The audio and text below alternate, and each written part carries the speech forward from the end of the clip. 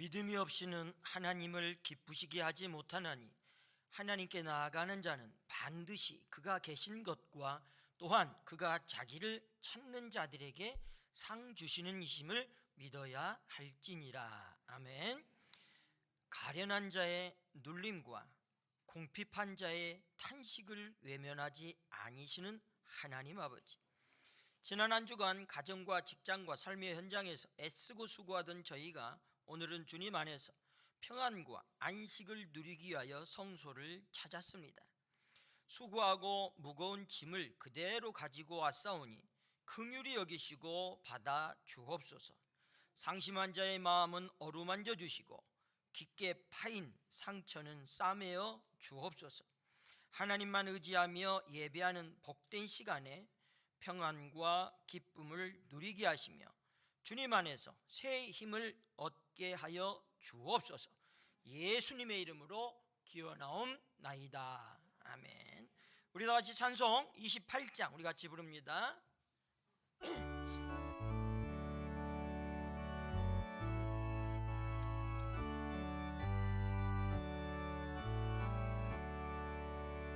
복의 근원 강림하사 찬송하게 하소서.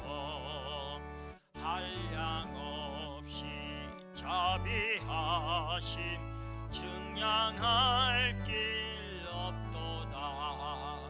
천사들의 찬송가를 내게 가르치소서.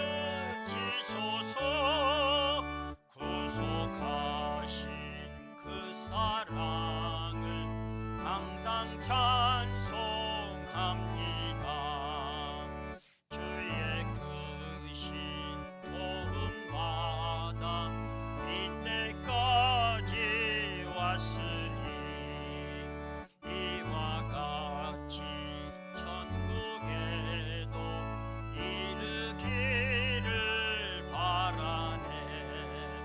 하나님의 품을 떠나 죄에 빠진 우리를 예수 구원하시려고 보혈 흘려 주셨네. 주의 귀한 은혜 받고 일생 믿진 자 되네.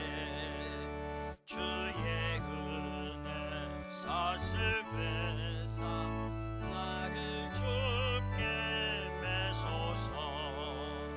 우리 몸은 연약하여 범죄하기 쉬우니 하나님이 받으시고 천국인을 치소서.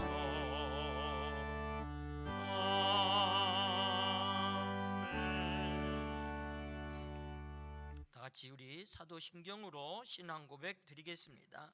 나는 전능하신 아버지 하나님 천지의 창조주를 믿습니다. 나는 그의 유일하신 아들 우리 주 예수 그리스도를 믿습니다.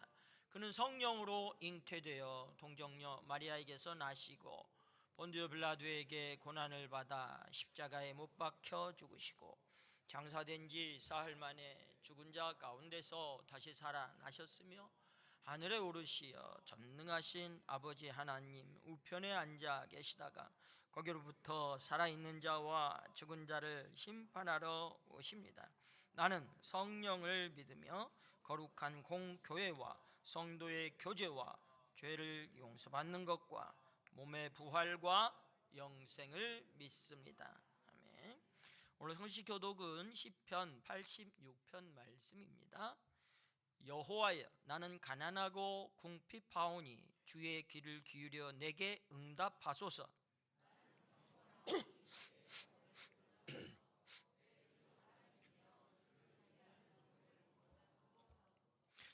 주여 내게 은혜를 베푸소서. 내가 종일 주께 부르짖나이다.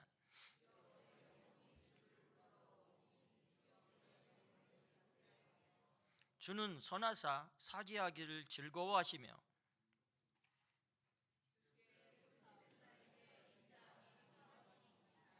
여호와여 나의 기도에 귀를 기울이시고 내가 간구하는 소리를 들으소서.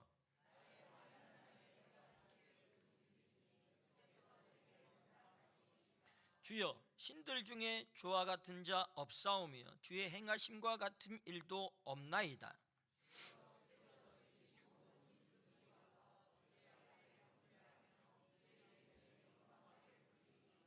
무릇 주는 위대하사 기이한 일들을 행하시오니 주만이 하나님이시니이다.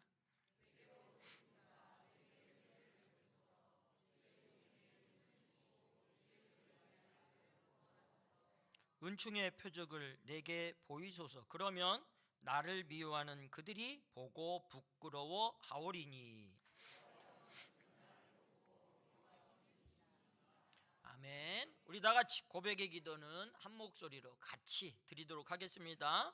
모든 지킬 만한 것 중에서 더욱 마음을 지키라 가르쳐 주신 주님, 저희는 지난 한 주간도 우리에게 있는 재물을 지키기 위해 힘썼습니다.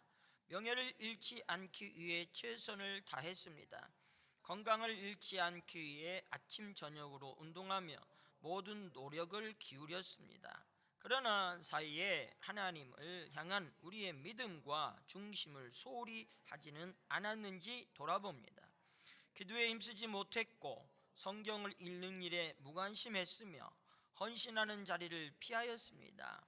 모든 생명의 근원이 하나님을 향한 마음을 지키는 데서 나온다 가르쳐 주셨는데, 저희는 지난 한 주간 하나님을 사랑하는 마음과 진리의 말씀에 순종하는 실천을 지켜내지 못했습니다. 용서해 주옵소서. 예수님의 이름으로 이 고백의 기도를 드립니다. 자, 참여하는 마음으로 긍휼하신 주께 돌아오기를 소망하는 영혼들에게 주시는 주님의 말씀을 들으시기 바랍니다. 만일 악인이 그 행한 악을 떠나 정의와 공의를 행하면 그 영혼을 보전하리라. 그가 스스로 헤아리고 그 행한 모든 죄악에서 돌이켜 떠났으니 반드시 살고 죽지 아니하리라. 아멘. 우리 다 같이 찬송 213장 우리 같이 부르겠습니다.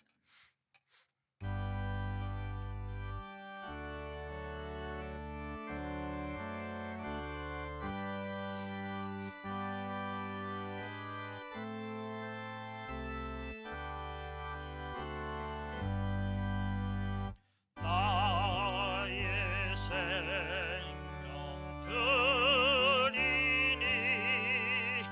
주여 받아 주셔서 세상 살아갈 동안 찬송하게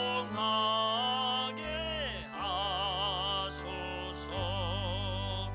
손과 발을 드리니 주여 받아 주셔서 주의 일을 위하여 민첩하게 하소서.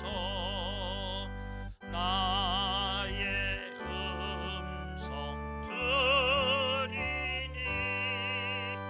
주여 받아 주셔서 주의 진리 말씀만 전파하게 하소서. 나의 보아 드리니 주여 받아 주셔서 하늘나라 위하여 주 뜻대로 쓰소서. 나의 시간 드리니 주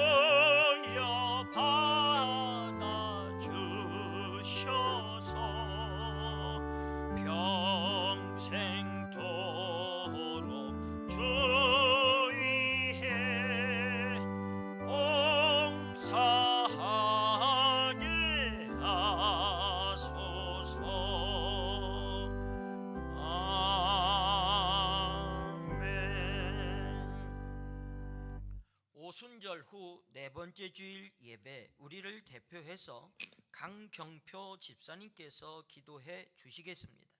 다 같이 기도드리시겠습니다. 사랑이 풍성하신 아버지 하나님, 지난 한 주간도 우리를 지켜주신 하나님의 은혜에 감사드립니다.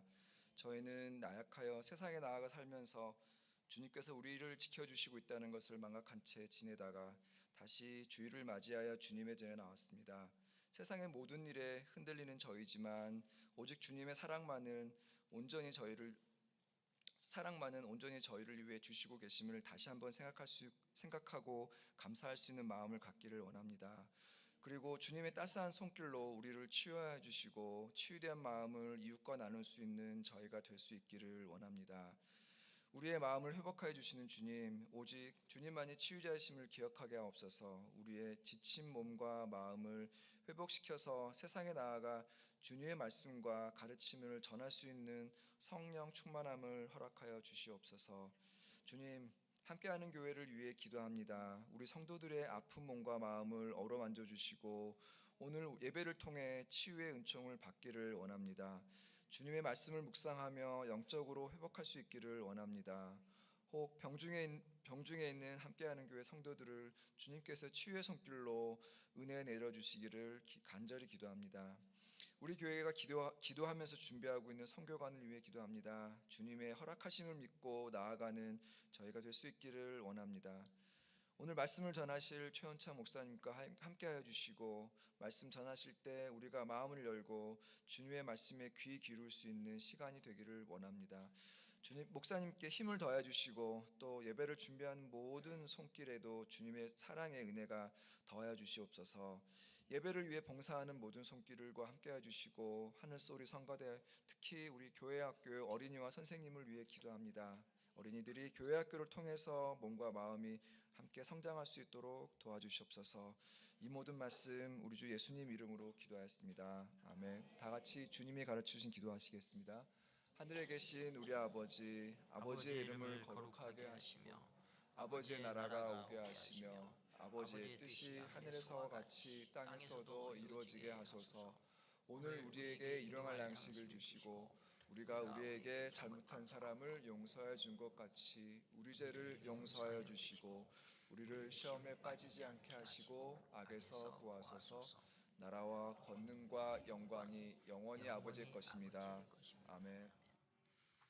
오순절 후 네 번째 주일 예배 우리에게 주신 하나님의 말씀은 창세기 21장 8절로 21절 말씀입니다. 제가 받들어 봉독하겠습니다. 아이가 자라며 젖을 떼고 이삭이 젖을 떼는 날에 아브라함이 큰 잔치를 베풀었더라. 사라가 본즉 아브라함의 아들 애굽 여인 하가르 아들이 이삭을 돌리는지라. 그가 아브라함에게 이르되 이 여종과 그 아들을 내쫓으라. 이 종의 아들은 내 아들 이삭과 함께 기업을 얻지 못하리라 하므로 아브라함이 그의 아들로 말미암아 그 일이 매우 근심이 되었더니 하나님이 아브라함에게 이르시되 내 아이나 내 여종으로 말미암아 근심하지 말고 사라가 내게 이른 말을 다 들으라. 이삭에게서 나는 자라야 내 씨라 부를 것임이니라. 그러나 여종의 아들도 내 씨니 내가 그로 한 민족을 이루게 하리라 하신지라. 아브라함이 아침에 일찍이 일어나 떡과 물 한 가죽 부대를 가져다가 하갈을 어깨에 메어주고 그 아기를 데리고 가게 하니 하갈이 나가서 부엘세바 광야에서 방황하더니 가죽 부대에 물이 떨어진지라. 그 자식을 관목던 물 아래에 두고 이르되 아이가 죽는 것을 참아보지 못하겠다 하고 화살 한 바탕거리 떨어져 마주 앉아 바라보며 소리내어 오니 하나님이 그 어린 아이의 소리를 들으셨으므로 하나님의 사자가 하늘에서부터 하갈을 불러 이르시되 하갈아 무슨 일이냐 두려워하지 말라. 하나님이 저기 있는 아이의 소리를 들으셨나니 일어나 아이를 일으켜 내 손으로 붙들라. 그가 큰 민족을 이루게 하리라 하시니라. 하나님이 하갈의 눈을 밝히셨으므로 샘물을 보고 가서 가죽 부대에 물을 채워다가 그 아이에게 마시게 하였더라. 하나님이 그 아이와 함께 계심에 그가 장성하여 광야에서 거주하며 활 쏘는 자가 되었더니 그가 바란 광야에 거주할 때 그의 어머니가 그를 위하여 애굽 땅에서 아내를 얻어 주었더라. 아멘. 이 말씀 살아계신 하나님의 말씀입니다. 우리 하늘소리 찬양대 찬양이 있겠습니다.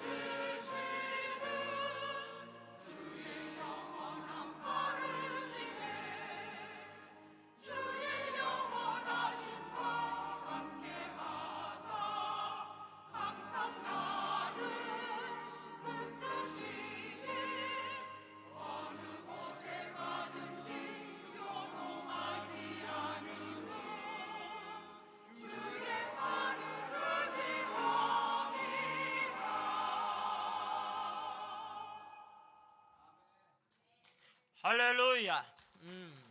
일어나봐요. 뭐이 벌써 찬송만 하면 예배 초반부터 자는 사람이 눈에 띄면 이게 주여 할렐루야.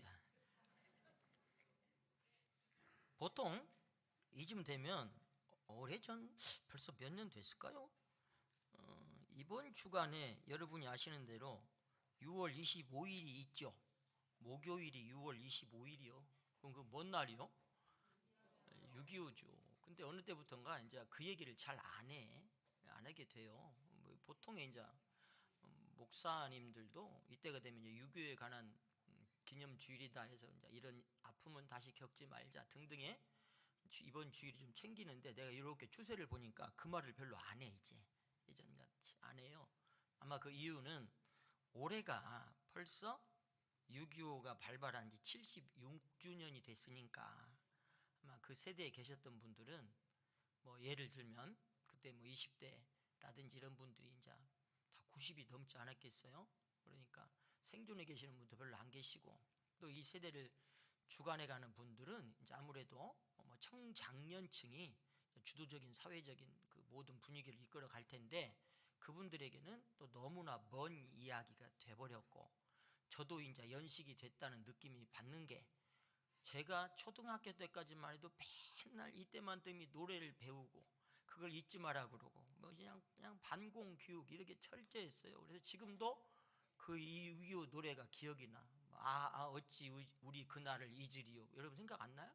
그러잖아요. 맨날 또 그냥 목이 터져라 부르고 막 이렇게 했던 거예요. 근데 실제로 올해가 이제 전쟁이 발발한 지가 76주년 됐고요.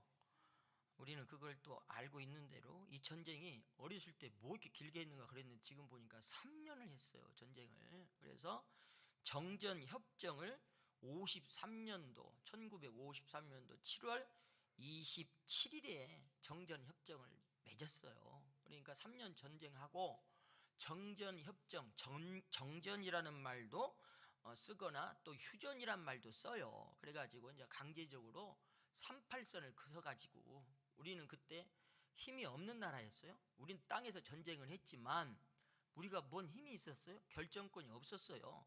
그래서 하여튼 휴전인지 정전인지 모르지만 그렇게 또 벌써 73년이 지났어요. 근데 여러분이 아시다시피 가끔 그 얘기를 듣습니다마는 휴전이냐 정전이냐 하여튼 비슷한 말로 보고, 결국 이 얘기는 뭐냐면 전쟁을 잠깐 멈췄다요. 끝난 것이 아니라 이 말이요. 잠깐 쉬고 있다, 이제 이 말이에요. 그런데 이 전쟁이 사실상 우리들에게 이제 다시 한번 각성을 하게 돼야 될 이유가 뭐냐면, 그 전쟁 6.25 전쟁을 통해 가지고 군인, 민간인 통틀어서 보면 한 500만 명이 살상이 되거나 이제 피해를 입는 이렇게 됐어요. 이게 좀 지금 생각해도 좀 이해가 안 갈 정도로 너무 많이 죽은 거예요. 군인들이 뭐 북군도 뭐 많이 죽었고, 뭐 남쪽 군인 또 심지어 유엔군들도 어마어마하게 죽은 뭐 이런 비극적인 전쟁이에요. 근데 이 전쟁의 특이함이 뭔 줄 알아요? 민간인이 세상의 어떤 전쟁보다도 민간인 피해자가 너무 많았던 게 6.25 전쟁으로 기록이 돼요. 군인들이 원래 싸우잖아. 지금도 예를 들면 전쟁을 하는 나라 있잖아요. 뭐 러시아하고 뭐 우크라이나 지금도 안 끝난 걸로 알고 있고, 뭐 이라크하고도 미국하고도 전쟁이 얼마 전에 휴전했다고 그러는데, 이 전쟁들은 대체적으로 보면 군인과 군인들이 싸우는 구조가 강하잖아요. 물론 이제 가끔 뭐 오폭을 했다 이런 핑계를 대고 민간인의 살상도 있긴 하지만, 근데 우리는 6.25 때 민간인 인명피해가 한 250만 명이 됐대요. 이게 여러 가지 이유가 있더라고. 왜 그랬는가 그랬더니 전면적인 그 폭격이 심했어. 우리 남군은 미군이 그 비행 공군이 월등했으니까 거의 기록에 보면 평양을 유시한 북한은 쪽의 지역은 멀쩡한 건물이 거의 없었다고 하더라고요. 거의 폭격으로 가서 해가지고 다 없어졌고, 또 문제는 남쪽에서는 여러분 어르신들한테 그런 얘기 많이 들었겠지만 사상적인 문제를 해가지고 학살 보복이 계속해서 됐어요. 우리가 말하는 빨갱이라는 말이 이제 그때부터 자리를 잡아요. 그래서 하여튼 멀쩡하던 사람이 갑자기 사상적인 이유로 막 사람을 죽이는 거, 이 남쪽에서는. 그러니까 우리 어르신들 말씀 들으면 그 인민군보다도 여기 빨갱이들이 더 무섭다. 아주 어마어마하게 사람들이 피해를 입죠. 자, 이런 상흔이 있습니다. 그러니까 이게 이제 무슨 얘기로 우리가 이제 되느냐면 당시에도 그랬어요. 예를 들면 그 모건대학교 역사학자이고 한국 기독교 역사 연구소 소장을 지냈던 김웅수 교수의 기록에 보면 뭐 다큐멘터리도 저희들도 많이 봤습니다만은 이제 정전하자, 휴전하자, 이제 그렇게 서로 협의하려고 할 때 남한의 기독교인들이 극렬하게 반대했습니다. 그때 이렇게 많이 사람이 죽었는데 어떻게 사랑의 복음을 전하는 기독교인들이 왜 전쟁을 끝까지 하자고 했느냐. 이유는 사실은 조금 이해가 할 정도로 이유가 있어요. 우리가 지금 남침을 당해가지고 이 전쟁이 이렇게 피해를 많이 봤는데 이번 전쟁 난 김에 쉽게 말하면 공산주의를 완전히 멸절시켜버리자, 끝장을 보자, 자, 이 생각이 강했던 거예요. 근데 여러분 이게 이 말 제가 방금 말부터 공감하시는 사람 있잖아요. 근데 여러분 한번 뒤집어 생각하면 그 얘기는 뭔 얘기요? 다 죽여버리자는 얘기요, 상대편을. 우리는 이것들이 지금까지 그런 생각으로 있는 거요. 이런 것이 아니어야 된다, 뭐 그렇게 생각하지만 아니에요. 그래서 결국에는 그런 안타까운 마음이 우리 속에 계속 있어가지고 우리는 어떤 일을 계속해서 만들었냐면, 계속해서 언젠가는 이 전쟁이 다시 발발할 가능성이 있다. 그러니까 우리는 상대가 적이요, 같은 민족에도 불구하고 같은 언어를 사용해도 불구하고 이 좁은 땅에서 남과 북이 대치를 계속하고 있는데요. 그래서 결과 어떻게 됐어요? 북한은 여러분이 아시는 대로 핵폭탄을 만들었잖아요. 이게 잘못하면 너도 죽고 나도 죽고요.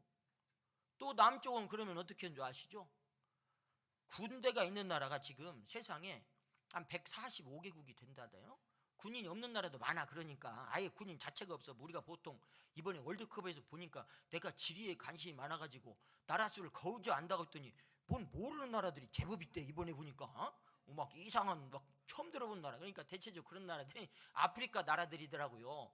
아주 유명한 나라들이 아닌 나라도 많아. 하여튼 145개국이 세상에 지금 군대를 갖고 있는데 한국이 통계에 하면 5위 국가가 되었어. 국방력이 어마어마한 나라요. 우리나라 잘못 건드리면 다 죽어 지금. 이런 교육까지 와버렸어요. 말 그대로 뭐 70 몇 년 전에 진짜 뭐 탱크 하나가 없어갖고 다 죽고 이런 거는 아닌 거예요. 근데 이거에 만족할 일이 아니라 생각해 보세요. 지금 그만큼 이렇게 하지 않으면 불안한 거예요.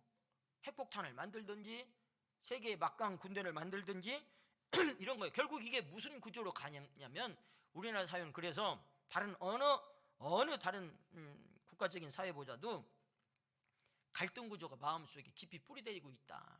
근데 이 갈등을 그렇게 풀고자 하는 마음도 없는 거예요. 어떻게 풀려고 해요? 내가 힘과 권력을 가지고 그걸 내가 이기고 내가 승자가 되고 그렇게 해서 억눌려 가지고 그걸 이루어야 되겠다는 생각이 훨씬 더 많은 거예요. 근데 여러분 오늘 말씀을 이제 보면 이게 읽으면서도 여러분이 좀 이상하네? 느껴야 돼. 사실은 하나님께서 우리가 보통 아시는 예수 그리스도가 우리에게 주신 그 사랑이 있잖아요. 너희들은 이렇게 해야 된다, 사랑을 갖고 살아야 된다, 원수도 사랑해라, 막 이런 얘기들 우리가 보통의 기독교인으로 가는 근본 마음 자세인데 오늘 보면 하나님이 조금 특이한 현상이 일어나. 어떻게? 응? 적통이 아니라는 이유로 그 모자를 갖다가 먹을 거 좋게 주고 물 조금 줘가지고 광야에서 살으라고 죽든 말든 상관없이 내보내버리는, 그렇게 하라고 하나님이 명령하는 이걸 보면서 이게 도대체 이게 무슨 의미일까? 구약시대는 그랬는가? 구약은 예수님 오시기 전이니까 그런 일이 있을 수 있는 것인가? 이렇게 생각할 수 있다는 거예요. 하여튼 아브라함의 집에 지금 잔치가 일어났거든요. 근데 이 잔치는 뭐예요? 하나님의 그 말씀, 약속의 말씀대로 이해가지고 아브라함이 진짜 100세가 됐는데 아들을 낳고 이제 몇 년이 지나니까 오늘 그 아들이 태어난 것을 축하하는 그런 잔치를 하는데, 우리가 아는 바대로 아브라함이 이게 그냥 육적인 생각으로 보면 첫 번째 아들이 아니거든. 그의 아내 사라의 몸종에서 하갈을, 그때 사라가 오늘 나는 이제 늙어서 하나님 약속은 해주시긴 했지만 이제 우리는 아이를 낳을 수 없는 형편이에요. 나는 그렇게 된 것 같아요. 여자들이 뭐 그 문제, 생리적인 문제 알잖아요. 나냐 틀렸다. 그러니까 하나님 약속의 말씀이 있긴 있는 것 같아요. 그러니까 내 몸종을 당신에게 줄 테니까 그 몸종 하갈을 통해 가지고 당신의 후사를 있게 한번 해보세요 해가지고 낳은 아들이 이스마엘이라고 있었어요. 우리 생각으로 보면 물론 적자냐 서자나 이런 문제는 있겠지만 하여튼 아들이 있음에도 불구하고 오늘 그 이후에 하나님께서 역사하시고 허락하셔가지고 낳은 아들이 지금 있게 되었다, 이런 상황이에요. 근데 문제는 여러분의 본문에 잘 나와 있는 대로 오늘 뭐가 문제냐면 집안이 시끄러워. 애나 지금이나 그러잖아요. 남자 하나에 여자가 하나 둘 넘어가면 시끄럽지 않겠어요? 문제가 있는 거예요. 그래가지고 결국에는 그 문제를 인해 가지고 사라가 먼저 이 제안을 하게 되고 오늘 그거 못 살겠다. 저거 순재, 나 예전에 저것이 내가 애기 못 난다고 얼마나 나를 저것이 괴롭히고 저것이 이상한 짓 하는 거, 내가 지금 아들 낳고 이제 와서 보니 내가 열받아 갖고 저 꼴 못 보겠다. 그래 저거 내쫓아라. 자기 남편한테 아브라함에게 요구를 하는 거예요. 물론 여러 가지 뭐 이게 누구 좋냐 나쁘냐 이런 얘기를 하기 전에 이 가정에 심각한 갈등 구조가 있는 거예요. 두 여자 사이에 아주. 근데 하여튼 이 문제에서 자, 아브라함과 이삭 그 아들에 대한 문제, 사라 그의 아내에 대한 문제, 이게 중심이 아니라 오늘 우리가 참 특이하게 보여줄 부분은 그런 거예요. 광야로 내쫓긴 하갈과 이스마엘을 중심으로 이 말씀이 전개된다는 사실이 우리에게 매우 독특한 거예요. 오늘 이 사람들은 여러분이 아시는 대로 역사학자들에 의하고 뭐 성서적인 배경에 의해 보면 자, 이 민족이 요즘으로 말하면 이스마엘의 후손을 있게 한다 하나님 약속해 주셨는데 그 민족이 오늘로 말하면 아랍 국가요. 그냥 이 아브라함과 이삭의 후손들, 우리가 말하는 대로 지금 이스라엘 유대 땅을 말하는 것이고 오늘 말 그대로 이스마엘의 후손이라고 하는 것은 다 지금 아랍국의 그 사람들을 말하는 거예요. 계속해서 성경에 그 민족에 대한 얘기가 계속 있기 때문에 나옵니다. 그런데 오늘 말씀 분명히 하나님이 아브라함도 사라도 이삭이 중심이 아니라 하갈과 그의 아들 이스마엘이 중심이 되어서 보여진다는 거예요. 그런데 하나님이 오늘 이렇게 잔인하다고 할 정도로 그 대책 없는, 우리 인간을 보면 그러잖아요. 잘 먹고 잘 살고 그간에 열 몇 살 동안 십몇 년 동안 이삭이 태어나기 전까지는 그래도 자식 취급받고 뭐 소자의 안에 태어나긴 했지만 잘 사는데 이 사라가 어느 날 갑자기 이 아들이 새로 자기가 낳았다는 이유로 하나님의 은혜로 그 아들을 낳았음에도 불구하고 그간에 살던 아들을 내쫓아라 이렇게 말한다는 거. 그리고 하나님이 그래 그렇게 해도 괜찮다라고 허락해 주시는 거, 이게 진짜 무엇이 맞냐 이 말이에요. 이게 내 마음에도 제 마음에도 이런 것들을 보면 참 이게 과연 이 집안에 갈등이 그렇게 해소가 될 것인가 여러 가지 생각을 하게 되는 것이죠. 자, 그러면서 또 걱정도 돼. 사람이 이걸 잘 생각해야 돼. 우리가 이제 알았죠. 이스마엘이 아랍의 이제 뭐 선조가 됐고 뭐 이렇게 됐으니까 그것들 우리하고 별로 가깝지 않고 하나님의 백성을 계속 괴롭히는 민족으로 있었으니까 이것들은 못된 것이다 이렇게 생각을 해버리니까 별로 그 편에 생각하지 않지만 단순히 이 상황 이때로 돌아가서 본다면 좀 그렇지 않아요? 나가서 죽으란 얘기도 아니고 이게 뭐냐 이 말이요. 여러분, 그런데 이 사건을 그럼 우리가 이제 어떻게 이해하고 받아들이느냐. 하나님은 어떤 분이기에 맨날 사랑으로 얘기하고 우리 인류의 모든 죄를 대신해 아들까지 주신 분이 왜 이런 일을 하셨는가에 대해서 오늘 한번 생각을 해보는데, 여러분 우리는 이 생각을 참 하기 전에 오늘 같이 교회에게 보면 에레미야 20장 말씀이 오늘 보면 세계 모든 교회들이 성서 읽어에 따르면 보게 돼요. 근데 그게 에레미야 20장에 나오는 얘기는 뭔 얘기가 나오느냐면 에레미야라는 선지자가 있었어요. 근데 이 선지자가 이때 당시 에레미야 20장과 그 앞장에서 무슨 얘기를 하느냐면 이스라엘이 곧 멸망할 것이다. 바벨론이라는 거대 제국에서 멸망을 할 것인데 너희들은 회개하고 돌아가라. 그렇지 않으면 멸망할 것이다. 그러니까 그 얘기를 듣는 당시 지도자들, 그 당시 주도적인 주도권을 갖고 있는 사람들 입장에서 보면 이 사람이 하는 얘기는 뭔 얘기냐? 사회를 혼란하게 하는 얘기요. 그러면 회개한다, 망한다 이 얘기를 하면서도 이게 또 큰 문제로 뭐가 있느냐면 우리는 분명히 무슨 짓을 할지라도 지금까지 해왔던 결과로 인해 가지고 그 나라에서 멸망하게 될 것이다. 너희들은 그걸 알아라. 즉 70년 동안이란 말도 구체적으로 숫자까지 얘기를 하는 거예요. 너희들은, 우리나라는 곧 멸망한다. 근데 여러분 보세요. 우리나라 최고의 영적 지도자가 나와가지고 그런 식의 얘기를, 이 나라 곧 망합니다 이렇게 하세요. 그러면 여러분 그게 듣기 좋겠어요? 우리만 같아도 듣기가 좀 거북스러워. 뭔 저런 소리를 해서 한다냐, 좀 어떻게 기도나 좀 해주지, 안 망하게 해주지 그러지. 근데 자기의 그 문제는 생각하지 못하고 그 전해지는 하나님의 메시지에 대해서 오늘 그런 거부감을 가지고 있었던 거예요. 그래서 그 당시에 제사장이 바술이라는 사람이었는데, 이 사람이 어떻게 했냐, 에레미야를 심히 두들겨 패갖고 감옥에다 넣어버렸어. 오늘로 말하면 너에게 사회를 혼란스럽게 하면 안 된다. 어떻게 하나님의 백성이 이방 민족에게 멸망을 당한다는 소리를 하나님의 영을 받았다는 사람이 이렇게 얘기하고 떠벌리 부리나요? 이 사회를 혼란스럽게 하고 우리가 믿는 하나님에 대해서 너희들은 왜 이렇게 생각하게 하느냐 하면서 에레미야 선지자를 감옥에다 가둬버렸어요. 그러면 우리는 이렇게 생각하죠. 아, 이 제사장 바술은 나쁜 사람이네. 하나님의 말씀을 전하는 에레미야를 왜 그렇게 핍박을 해서 감옥에 가두는가? 이 사람은 나쁜 사람이네. 근데 여러분 한번 생각해 보면 그런 거요. 당시 종교 지도자, 사회 지도자였던 바술의 입장에서 보면 그런 것 아니에요? 지금 우리가 신앙으로 바로 서야 되고 민족의 안녕이라든지 백성들의 사기 등등 이러한 것을 그 입장에서는 생각을 해봐야 돼. 그러잖아요.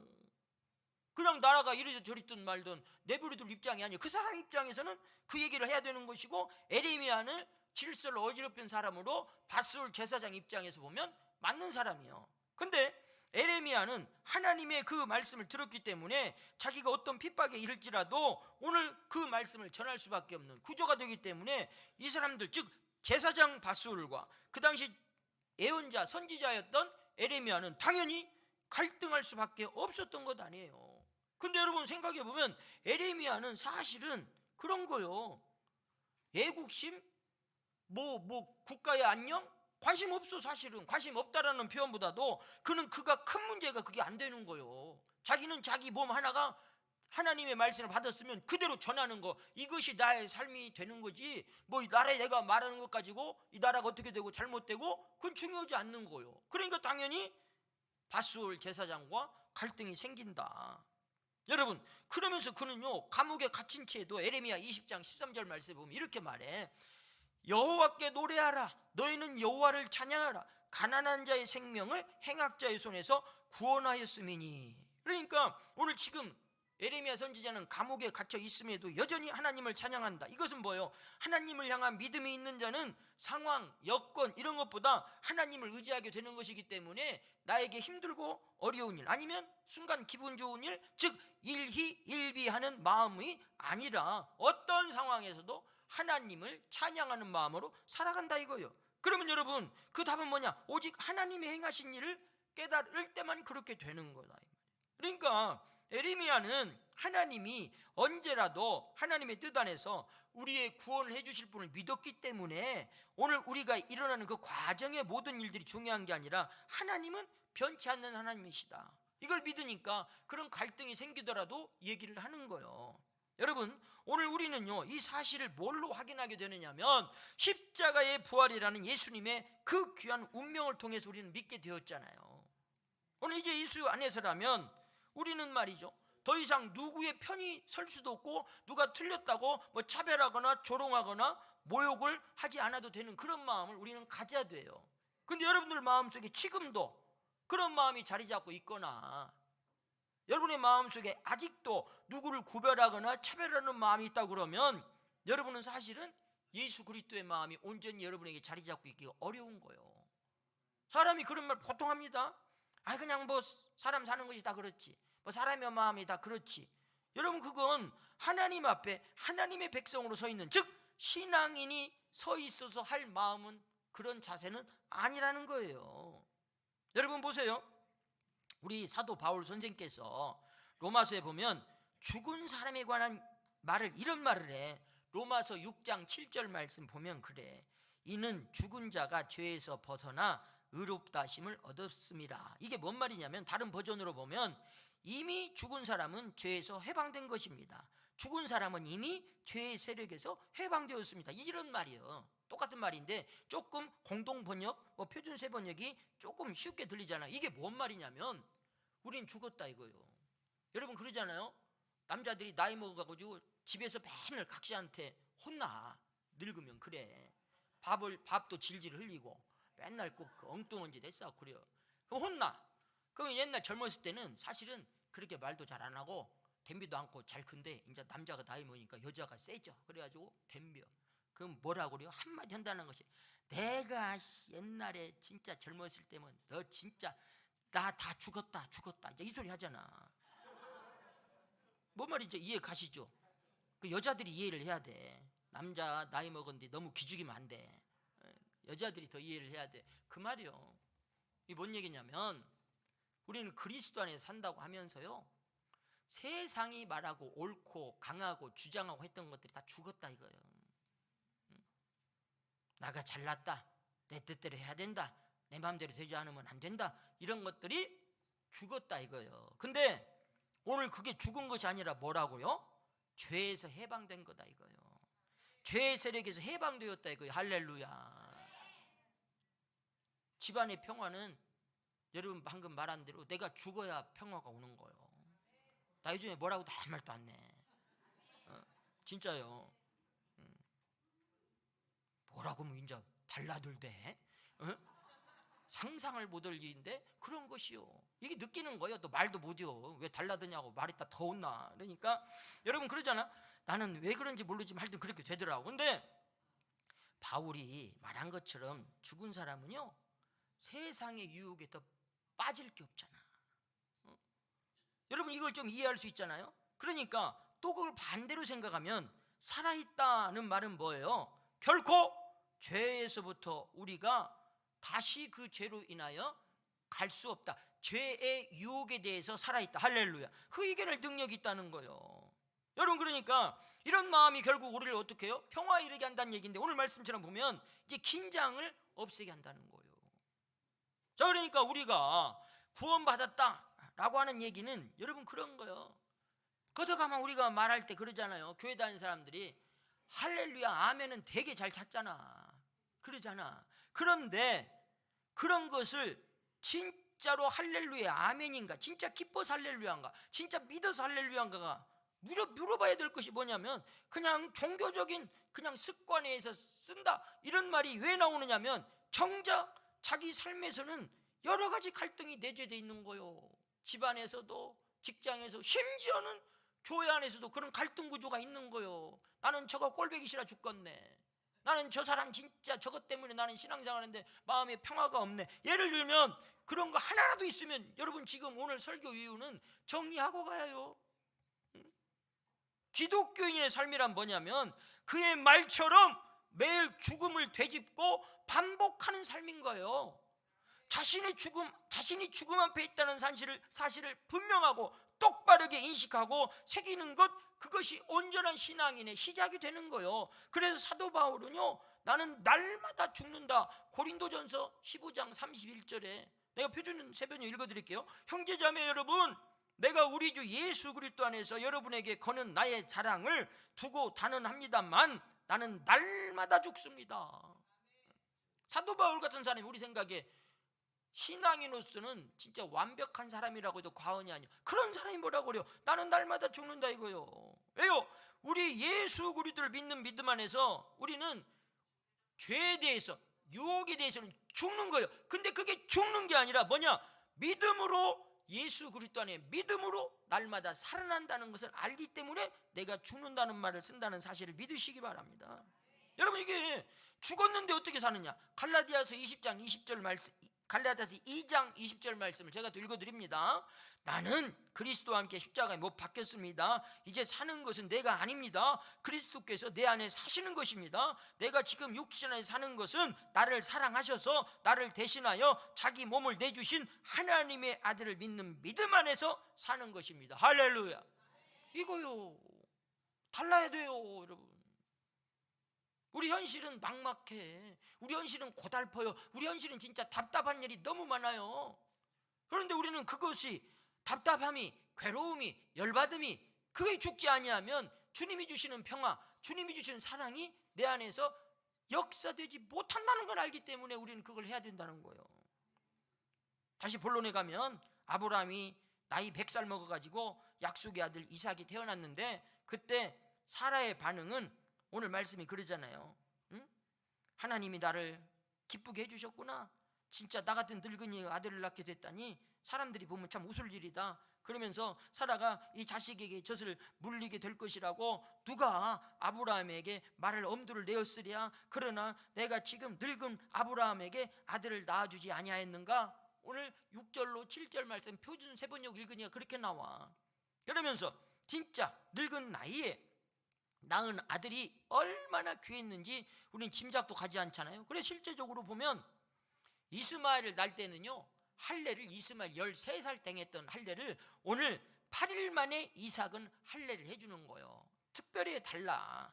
그러면서 오늘 아브라함이 사람들을 불러가지고 잔치를 합니다. 아마 3살쯤 되었지 않냐 그래요. 옛날에는 젖을 한 3살까지 먹었다고 그러더라고, 이때만 해도. 그러니까 젖을 떼고 이제 잔치를 하는데 오늘 사람들이 있는 상황에서 오늘 9절 말씀 보리죠. 사라가 본즉 아브라함의 아들 애굽 여인 하갈의 아들이 이삭을 놀리는지라. 그러니까 한 10살 차이 나잖아요. 그런데 이 놀린다라는 말이 그게 뭔 얘기로 와닿았냐면 그런 거요.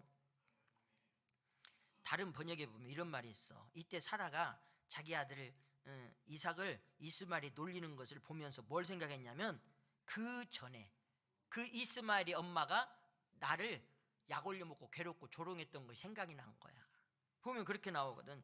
그가 자기의 인신함을 알고 그의 여주인을 멸시한지라. 이게 창세기 16장 4절에 나와. 그러니까 애몬도 안 나고 나는 낫다 그래가지고 몸종에도 불구하고 자기의 주인 되는 사라를 그렇게 약 올리고 했더니 그게 얼마나 그 사라 입장에서는 가슴에 박힌 일이 되었겠어요. 그래서 오늘 이 일의 문제는 이제 이렇게 되는 것이죠. 전개되는 것이 아브라함에게 이 종과 그 아들을 내쫓으라. 그 아들을 사라의 요구가 있게 되니까 아브라함이 얼마나 고민을 했겠어요. 이거 나가라는 얘기는 이게 죽는 얘기가 되는 것이고 결과적으로는 또 요즘으로 말하면 이제 그 여자하고는 우리 아들 낳았으니까 버려버리고 그 여자하고도 다 관계 끊어버리고 뭐 다 쉽게만 청산해버리고 이제 우리끼리만 잘 삽시다. 이제 이런 얘기가 되잖아요. 그러니까 이 갈등 구조에서 오늘 참 여인들의 갈등으로 보이지만 이 갈등을 원인의 제공자는 여러분 누구라고 생각해요? 아브라함이잖아. 이제 우리가 이걸 잘 봐야 돼. 자, 아브라함은 약속의 아들을 하나님께로 받은 사람이요. 우리도요 약속을 다 받은 백성인 걸 믿으시기 바랍니다. 그런데 그 결과는 어떻게 됐어요? 아들을 그렇게 해가지고 하나님이 약속한 방법이 아닌 세상적인 방법으로 자기 아내의 몸종을 통해 가지고 낳은 아들이 있다. 그래서 그 아들이 될 거라는 생각을 했지만 그로 인하여 어떻게 해요? 마음이 편안하지 않았던 삶을 살게 되는 거예요. 이유가 뭐냐면 다른 게 아니에요. 하나님께서 나에게 약속을 해주셨는데 오늘 그 약속은 이런 것으로 이어지는 것인가? 라는 스스로의 의구심을 갖게 되는 거죠. 여러분 이게 뭔 얘기냐면 사람은 그런 거예요. 영적인 근심과 육적인 걱정, 이게 우리들에게는 늘 있는데 잘 생각해 보세요. 여러분 우리는 늘 생각하고 즉 먹고 사는 문제가 육신의 걱정에 사로잡혀 있는 것이 많아요. 근데 하나님은 그에게 육적인 일은 너는 네가 신경 쓸 일이 아니다. 오히려 말하고 뭐라고? 영적인 근심을 해봐라는 거예요. 먼저 그의 아내, 자기 아내 사라를 너는 진짜 먼저 보고 어떤 결정을 해야 되느냐 할 때 육적인 걱정으로 영적인 근심으로 어떻게 해야 되느냐 선택을 해야 되잖아요. 둘을 지금 다 품고 살 수는 없는 구조잖아. 그러면 집안이 난리가 나잖아 지금. 그러니까 선택을 해야 되는데 그 선택의 결정이 뭐냐?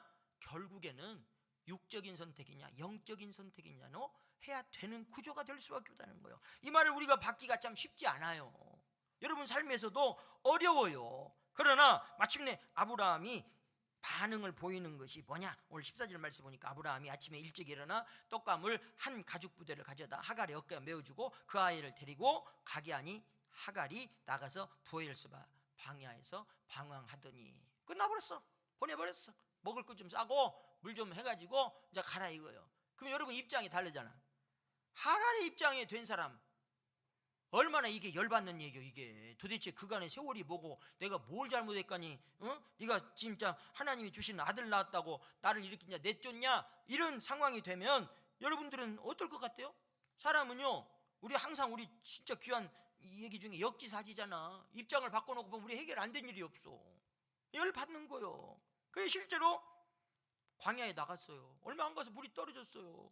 그래가지고 이제 나도 죽고 내 아들도 죽겠다 그러면서 소리 내면서 우는 거요. 여러분, 오늘 근데요, 아브라함이 참 이 사람이 특이한 사람이야. 이게 특이하단 말은 믿음의 조상이니 믿음 때문에 그런지 모르지만 이 사람은 뭐냐면 그렇게 내보내놓고 자기 삶을 정상적으로 사는 것이 성경에 보면 나와요. 예를 들면 뭐 그 다른 어떤 뭐 우물 문제를 가지고 부엘세바에서 같은 광야임에도 불구하고 거기서 뭐 자기는 우물을 파는 뭐 이런 것 가지고 뭐 협상을 한다든지 뭐 이런 얘기. 그러니까 내 생각으로는 이제 끝나버린 거예요. 보냈으니까 너는 끝났다. 인간적으로 생각해보면 아니 믿음의 조상이란 아브라함이란 분이 왜 이런 일을 할 수 있는가? 이게 뭐 사랑도 없는 사람 아니냐? 이렇게 생각할 수 있는 거예요. 그런데 여러분, 우리가 잘 생각해야 될 것이 뭐냐면 하나님이 이제 이 문제를 해결합니다. 사람은 지극히 항상 한계가 있어. 하나님이 해결하시는 거예요. 근데 하나님의 해결이라는 건 뭐예요? 오늘 아브라함은 이렇게 해서 내가 약속했던 것을 이루고 오늘 하갈과 그의 아들에게는 뭐냐? 큰 민족을 이루게 하리라. 하나님이 약속해 주신 거예요. 여러분, 이걸 우리는요, 하나님의 갈등 해결 방법이요. 우리는 누구를 싫으면 아까 말한 대로 기독교인임에도 불구하고 6.25 때 그랬대잖아요. 끝까지 전쟁해가지고 완전히 남한이 북을 없애버립시다. 이게 교계에서 결정했다는 거예요. 하나님의 뜻은 사실은 여러분 그게 맞지 않았던 것 같아, 지금 생각해보면. 그러니까 안 됐겠죠. 그런데 그렇게 됐으면 사실은 뭐 여러 가지 우리가 상상하지 못할 뭐 여러 가지 우리나라의 뭐 평화와 더 기쁨의 시간들이 있을지 모르지만 여러분 반대로 한번 생각해 봅시다. 우리나라는요, 오늘날 이 생각하는 것이 그런 거예요. 이 갈등의 구조로 살아가면 안 되는 이유가 뭐냐면, 여러분 우리는 아까 말씀드린 대로 뭐 국방력이 세계 5위 이런 일 쉬운 얘기입니까? 우리나라가 지금 어디 나라가도 좋은 대접을 받고 산다는 것이 이게 보통 일입니까? 문화나 뭐 모든 뭐 경제나 뭐 국방력이나 이런 부분에서 절대로 뒤떨어진 나라가 된 게 아니에요. 복지 문제 여러분도 아시잖아요. 복지가 그 수십 년 동안 얼마나 좋아졌는지를 우리는 너무나 잘 알고 있잖아요. 이런 상황으로 볼 때 우리는 그럼에도 지금도 그런 생각을 갖고 있어. 만족을 하냐 못하냐, 이게 도대체 하나님에 의해서 된 거냐, 우리의 땀과 노력으로 된 거냐, 뭐 이런 것들에 대해서 우리나라는 지금도 여러 가지 다양한 의견들이 있어요. 근데 여러분, 우리를 뭘로 내 편으로 내 뜻대로 결단하라 이런 얘기가 아니라 하나님의 처방을 오늘 갈등을 어떻게 내린 줄 아세요? 아브라함에게는 영의 시선을 떠서 보라 이렇게 말씀해 주셨고, 그 이스마엘에게는 큰 민족의 이상을 가져라 말씀해 주신 거잖아. 그게 영적인 눈을 떴으니까 좋은 거고 뭐 큰 민족을 미루니까 육적인 일이다 이렇게 보는 게 아니라 오늘 우리는 어디에 시선을 보느냐예요. 우리 민족을 향한 하나님의 처방도 마찬가지다 이거예요. 우리는 이념의 덫에 걸려있는 시선을 바꾸어서 영의 시선으로 눈을 뜨고 본질적으로 더 큰 세계를 볼 수 있어야 되는 거예요. 여러분, 우리나라가 지금 기독교가 왜 이렇게 힘든 시기를 보내고 있는지 아시잖아요. 영의 눈으로 더 넓은 세계를 못 봐. 우리는 지금 내 앞에 있는 것으로 온갖 세상 일에 관여를 하면서 교회가 하나님 나라를 이루는 게 먼저가 아니요, 내 지경, 내 육의 지경, 내 삶의 지경을 넓히는데 훨씬 더 교회가 집중하는 얘기를 하고 그걸 성도들이 그게 중요하다고 생각하고 나가는 경우가 많기 때문에 그러는 거 아니에요? 오늘날 볼 때마다 지역 갈등은 우리는 왜 이렇게 갈수록 심해지는지 여러분이 마음이 편하지가 않을 거예요. 우리는 동서 갈등이 너무 심해. 근데 나를 또 더 열받게 하는 갈등에 또 발초되는 얘기 통계를 하나 보니까 더 희한하대. 우리는 서쪽 편이잖아요. 서쪽 편은 그렇게 기독교 교회가 많아. 군산, 익산 이런 데가요, 인구 대비 기독교인 퍼센테이지가 1등, 2등이더만. 군산, 익산이. 근데 종교적으로 보면 동쪽은 불교가 많대, 상대적으로. 물론 교회도 많지만. 이런 얘기를 들어보면 어떻게 해요, 여러분? 답은 결정 나버렸잖아요. 안 그래요? 이게 우리가 가지는 생각이죠. 하나님은 그 방법으로 해결 안 하실 거예요. 우리가 뭐 이 시대에 여러 가지로 억울하다, 뭐다다 이런 얘기를 가질 수 있겠지만 보세요. 오늘 19절 말씀에 하나님이 하갈의 눈을 밝히셨으므로 샘물을 보고 가서 가죽 부대에 물을 채우다가 그 아이에게 마셨게 하였더라. 여기서 하갈이 눈을 밝혔다 이 얘기는요, 여러분 하나님이 하갈의 영안을 뜨게 하신 건 아닌 거예요. 그냥 말 그대로 고통에 겨워 지쳐서 보지 못할 이런 것들이 이제 해결책을 보여주신 거예요. 우리가 이 얘기 오늘 우리가 잘 알아야 될 것은 뭐냐면 오늘 이런 겁니다. 우리는 하나님의 사람으로 산다는 것은 어떤 마음을 가지고 사느냐가 이게 사실은 굉장히 큰 얘기이기 때문에 뭐 당장 이런 문제, 뭐 우리 앞에 있는 문제, 이게 우리가 참 문제가 크게 안 되는 거 뭐냐? 하나님은요 오늘 우리를 어떤 하나님으로 보시느냐, 우리를 어떤 사람으로 보시느냐면 우리를 그런 거요. 자, 마태복음 10장 28절 말씀 보니까 이래. 몸은 죽여도 영혼은 능히 죽이지 못하는 자를 두려워하지 말고 오직 몸과 영혼을 능히 지옥에 멸하실 수 있는 이를 두려워하라. 이게 뭔 얘기겠어요? 당장에 우리가 사는 문제로 힘들고 어려운 거 그래가지고 안 죽어요. 우리는 어렵죠. 여러분 상대적으로 그 얘기 요새 좀 그러긴 합니다만은 전라북도가 여러분 아시죠? 얼마나 지역적으로 낙후됐는가 막 데이터 통계 나오잖아요. 그 꼴등이요. 열 받아버리지 막 이게 그러잖아요. 그런데 가만히 보면 그걸로 인하여 우리가 겁내거나 두려워할 일이 없어. 진짜요. 뭐요? 그것보다도 더 두려워할 건 뭐요? 먹고 살만하다고, 이제 좀 우리 삶이 폈다고, 우리 새끼들이 잘 됐다고, 야 하나님이 뭐시고 그런 자 신경 안 써, 이런 말은 안 하지. 근데 잠재적으로 있어. 야 인생 즐기자 좀, 재밌게 좀 살자. 야, 최 목사 저것은 맨날 교회 빠진 뭐라고 있어, 저 짜증난다 저거. 하나님이 언제 뭐 이렇게 맨날 우리 눈앞에 나타났냐? 내가 하나님한테 기도한 거 들어주지도 않더만. 이런 생각으로 여러분 사는 거요. 그런 사람들의 생각이 가지고 있는 사람들이 날로 막 급증하는 거요.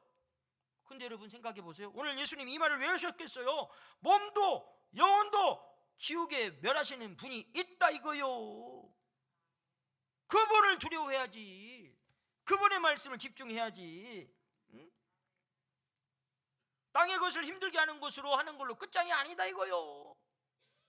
영원한 나라는 그래서 우리에게 의미가 있는 거요. 그래서 사도 바울이 또 그래서 이 말씀 하시거든. 로마서 6장 10절로 11절에 이걸 제가 표준세번 읽어드릴게요. 그리스도께서 죽으신 것은 죄에 대하여 단 한 번만 죽으신 것이요 그가 지금 살아계시는 것은 하나님께 대하여 사시는 것입니다. 이와 같이 여러분도 여러분 스스로가 죄에 대하여 죽은 사람이요 하나님에 대하여는 그리스도 예수 안에 살아가는 사람이라는 것을 알아야 합니다. 할렐루야. 여러분 우리는 이런 사람이요. 오늘 사도 바울이 말씀대로 하면 예수님의 그 모본을 따라 가지고 죽어야 할 내가 있고요 살아야 할 내가 있다는 거요. 무엇에 대하여 우리는 죽어야 될까요? 죄에 대하여 죽은 자가 되라 이 말이요. 여러분 오늘 이 나라가 어떤 방향으로 어떻게 될지는 사람의 계획대로 안 돼요. 하나님이 오늘 우리들에게 역사해 주시는 거예요. 그런데 여러분 잘 알다시피 우리는 그리스도인 사실을 결코 잊어야 되는 것이 아닌 것이 뭐냐? 우리는 그리스도인으로서 평화만이 정말 주님의 뜻이다. 그러면 우리는 주님 뜻 안에서 평화의 길을 만들어 가야 되는 거예요. 내 마음속에 내 가정에 내 가정의 문제 이걸로 인해 가지고 여러분이 가지고 있는 그 갈등 아니요 그게 전부가 아니요. 하나님은 여러분이 미워하는 사람도 오늘 살려주실 수 있는 것이고 여러분이 진짜 원치 않는 방향으로 가시는 길도 하나님은 열어주시는 거예요. 그러나 중요한 것은 내가 그 길보다도 더 중요한 길에 있는 것이 뭐냐? 나는 영이 살아있는 사람으로 사는 거예요. 하나님 말씀으로 인도받는 그 길을 가는 사람으로 살겠다고 여러분이 선택을 해야 되는 거예요. 여러분 아브라함의 실수가 이 가정에 진짜 분란이 오게 된 건 뭐예요? 순간 선택을 잘못했던 거예요. 육의 선택을 아브라함도 해버렸던 거예요. 어느 날. 그래서 결국 그의 몸종, 그 부인의 몸종에서 난 아들이 전부라고 생각했던 그것이 하나님의 뜻에 의해서 그는 복을 받아서 다시 늦게나마 이루어졌지만 이때라도 이 상황을 단호하게 결단 내릴 수 있고 결정할 수 있는 영의 사람으로 회복되는 역사가 있다는 거예요. 이 말씀이 오늘 우리들에게 왜 주어진 줄 아십니까? 우리도 여러분이 개인사 가정사, 신앙 문제 전부 다 여러분도 똑같아. 육의 문제가 더 커. 세상의 문제가 해결되지 아니하면 하나님의 일을 우리는 할 수 없다고 생각하는 게 지배적이요. 이걸 여러분들은 깨셔야 돼요. 오늘 이것이 하나님이 우리들에게 주는 이 말씀의 의미가 있는 것이고, 오늘 그래서 우리는 광야에 내몰린 그 하갈 이스마엘도 하나님의 은혜와 사랑 가운데서 그가 가는 길을 하나님이 열어주시는데, 오늘 하나님께서 우리 교회를, 우리 귀한 성도님들을 통해서 이루고자 하시는 그 일을 하나님께는 더 거룩하게 이루어 주실 것이다.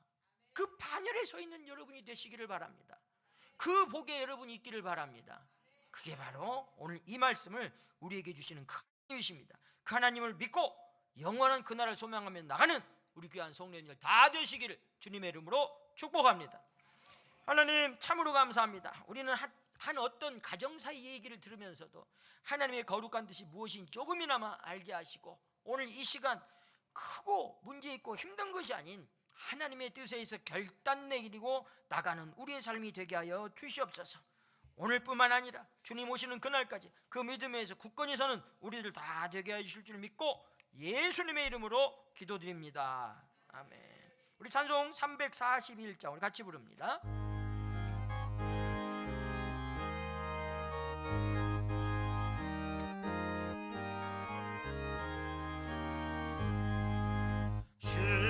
십자가를 내가 지고 주를 따라갑니다.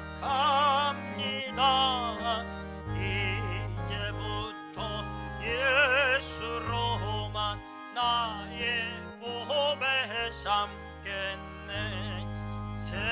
세상에서 부귀 영화 모두 잃어버려도 주의 평안 내가 믿고 영생 복을 받겠네. 주도 공요 당했으니 나도 곧 당하리. 세상 사람 감사하나 예수 진실합니다. 예수 나를 사랑하사 빛난 얼굴 보이면 원수들이 미워해도 염려할 것 없겠네. 내가 핍박 당할 때에 주의 품에 안기고 세상 고통 당할수록 나는 위로받겠네. 주가 주신 기쁨에 기뻐할 것 무엇냐. 주가 나를 사랑하니 기뻐할 것뿐일세. 아멘. 드려진 예물 위에 제가 봉헌 기도 드리겠습니다. 모든 것을 우리를 향하여 베풀어 주시고 우리의 결박을 풀어 주시는 하나님, 우리에게 베푸신 주의 은혜를 기억하며 감사 예물을 드립니다.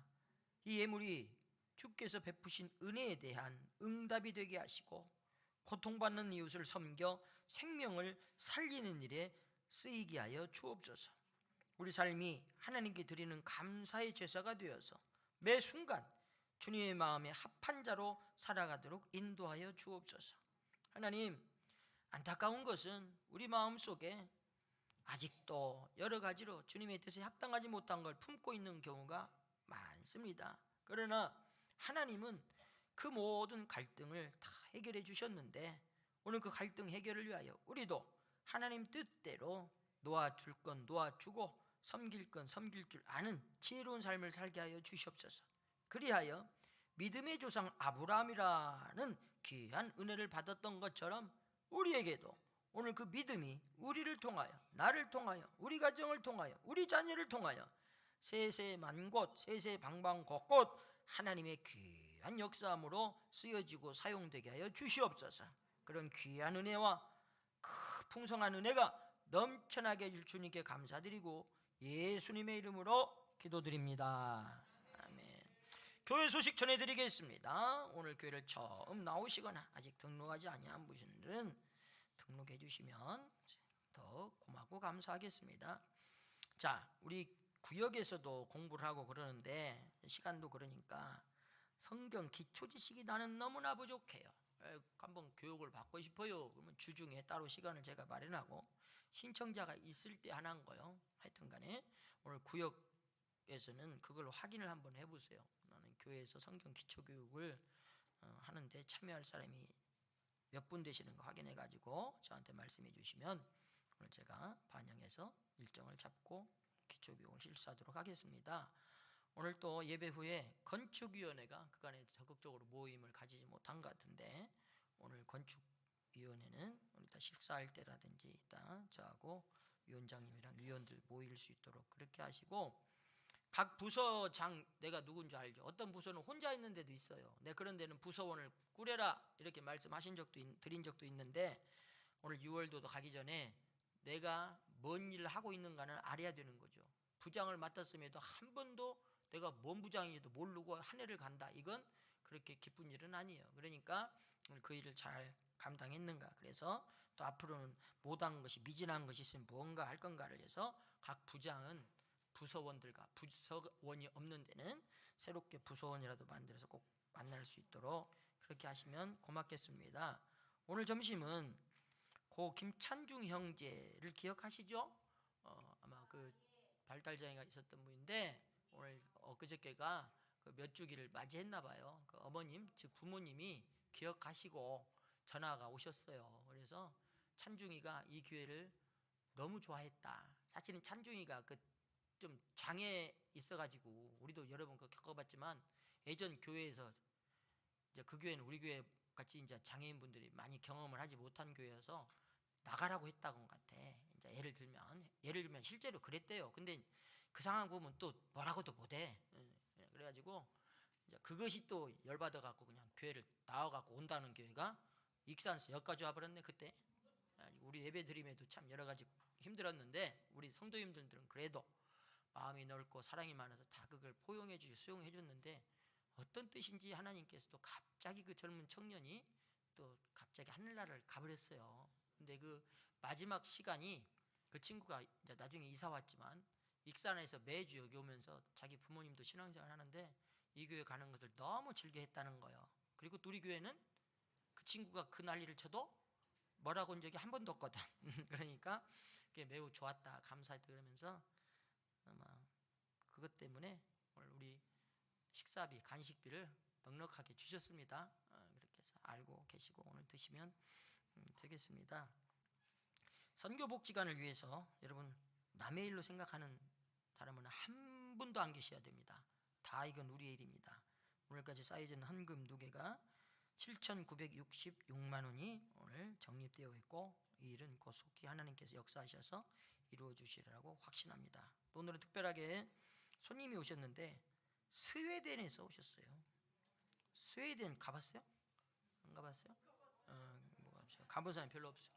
뭐 스웨덴이 지금 축구는 이기고 있는가 모르겠는데 하여튼 스웨덴 하면 우리가 아는 것은 저는 그래요. 두 가지 알아요. 볼보 자동차하고 아바 그룹하고는 몰라요. 그 외에 두 분이 오셨어요. 이따 끝나면 인사는 나누고 그래도 지금 성도님들 계시니까 부자가 오셨어. 아버님하고 아드님이. 그래서 요한 샘비 선생님이 아버님이시고 요한 조수아가 아드님이셔. 그냥 잠깐 일어나고 이따 끝나면 아버님은 한국말을 하시고 아드님은 못 하신대. 근데 어떻게 아들부터 일어나네? 희한하네. 인사 한번 하시고 환영받고 박수. 이따 끝나면 한 말씀 하실 수 있는 지난 주간에 새벽 기도에도 나오셨더라고 두 분이. 너무나 감사한 그런 일입니다. 오늘 귀한 또 손님 오셔서 감사합니다. 같이 찬송 620장 우리 힘차게 같이 부르겠습니다.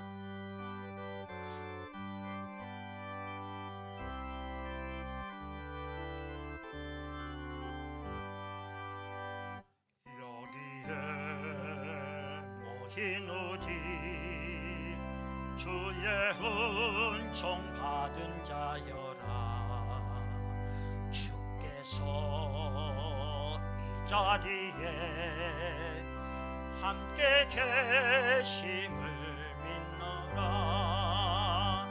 언제나 주님만을 찬양하며 따라가리니 시험을 당할 때도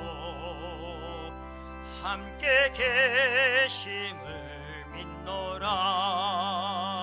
이 믿음 더욱 거세라. 주가 지켜주신다.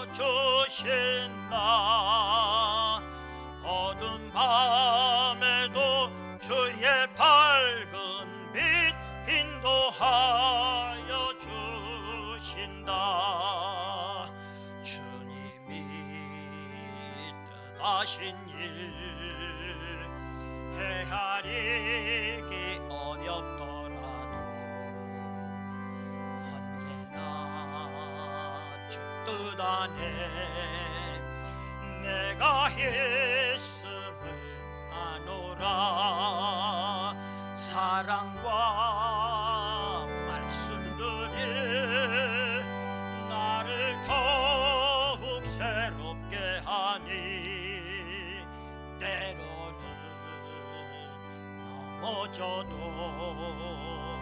최후 승리를 믿노라. 이 믿음 더욱 거세라. 주가 지켜주신다. 어두운 밤에도 주의 밝은 빛 인도하여 주신다. 여기에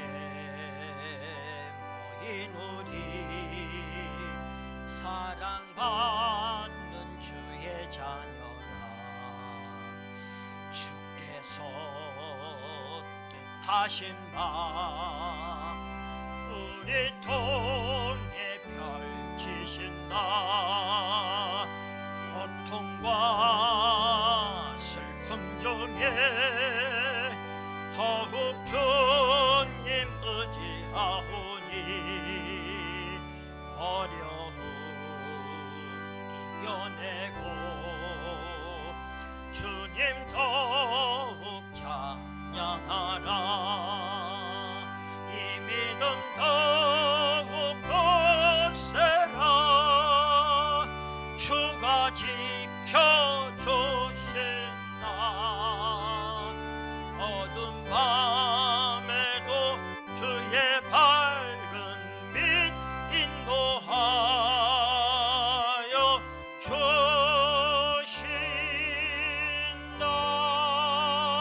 주신다. 하나님의 말씀을 따라 성령의 능력을 힘입어 예수 그리스도의 군병과 총으로 봉사와 선교의 사명을 다하기 위하여 세계 속으로 나아갈지어다. 이제는 우리가 아직 죄인 되었을 때 우리를 위해 죽으심으로 하나님의 사랑을 확증하여 주신 우리 주 예수 그리스도의 은혜와 광야에서 울부짖는 자의 소리를 들으시고 그들의 눈을 밝혀 생명의 길로 인도하여 주시는 하나님 아버지의 사랑과 우리로 죄에 대해 죽고 하나님을 향해 살게 하여 주시는 성령님의 교통하심이 주의 모든 성도와 믿음의 권속들 머리머리 위에 이제부터 영원토록 함께 하시기를 축원하옵나이다.